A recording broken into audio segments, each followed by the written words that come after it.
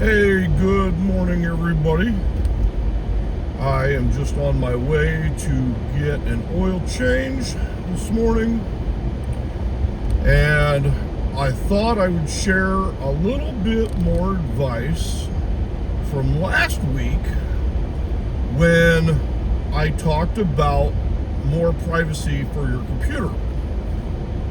So, last week, that was on Monday, I talked about possibly considering getting a different browser than, say, Google Chrome or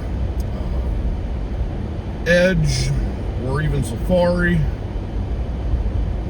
but definitely especially Chrome, 100%. Anyway, so getting a different browser, using a VPN so you secure your internet connection. And then also I talked about getting a more private email address. Anyway, today I kind of wanted to continue on. It's not as going to be perhaps as long as that video was, but so if you have a computer, obviously I suspect that most of us do, perhaps the older the better, honestly, but in any case, if you decided, well, okay, I have a different browser, I have a VPN, I have an email, but how can I really step it up? Well, glad you asked, because I'm just here to provide a suggestion. Definitely not a commandment, because this might be a little bit more difficult for some people. But you can also change your operating system. So if you're using Windows, you can change it. It is not as easy to change if you are using an Apple product, so I'm not going to recommend that. But you can change to a new operating system on your computer. It is called Linux. I'm sure you have heard of it. It is a very, very popular operating system because it's free in two different ways. It's free as in cost, but it's also free as in speech.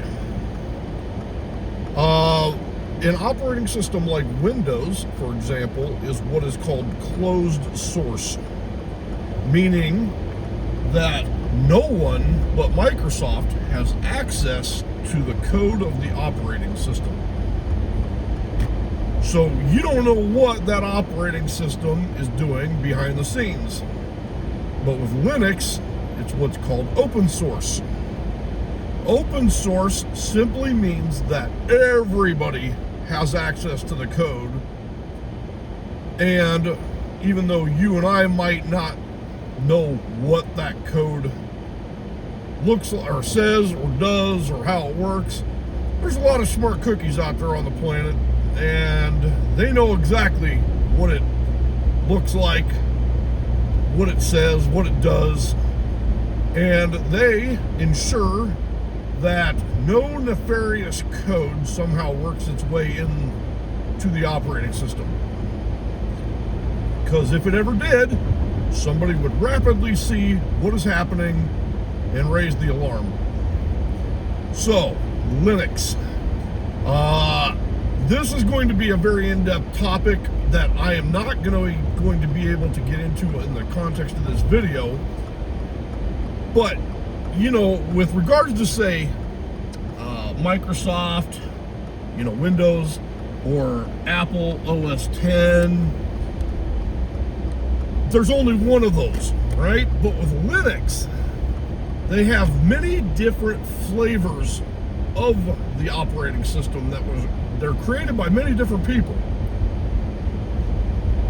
Different types of environments that you operate within on the operating system itself. You're really going to want to do the research to better understand what Linux is, what options are available, because again, it's so large a topic that I cannot possibly discuss at all in this video. It would just be overwhelming. I'm just letting you know that the option does exist. And if you were to download Linux and install it on your computer, it literally gives you a sort of a new brain, really, for your computer. You still can do all the same things you can do with your current computer. You can surf the internet. You can listen to music. You can print. You can do all that stuff. It just puts a new face onto the computer, so to speak.